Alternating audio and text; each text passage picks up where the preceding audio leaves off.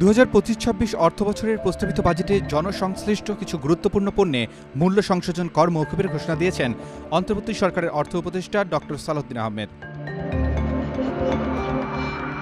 সোমবার বিকেলে রাষ্ট্রীয় সম্প্রচার মাধ্যম বিটিভিতে জাতীয় বাজেট উপস্থাপনকালে তিনি জানান, দেশের নারী স্বাস্থ্য, পুষ্টি এবং শিক্ষা খাতকে গুরুত্ব দিয়েই এ কর ছাড়ের সিদ্ধান্ত নেওয়া হয়েছে। মোনালিসা হেভি ফ্লো 15 পিস প্যাকেটের সাথে 8 পিসের একটি প্যাকেট একদম ফ্রি।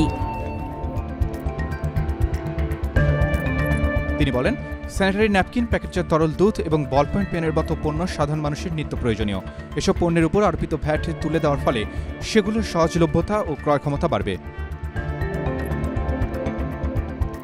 বিশ্লেষকরা মনে করছেন, এই পদক্ষেপ একদিকে যেমন স্বাস্থ্য ও শিক্ষা খাতে সহায়তা হবে, অন্যদিকে নিম্ন মধ্যবিত্ত শ্রেণীর জীবনযাত্রার ব্যয় সামলাতে কিছুটা হলেও স্বস্তি দেবে।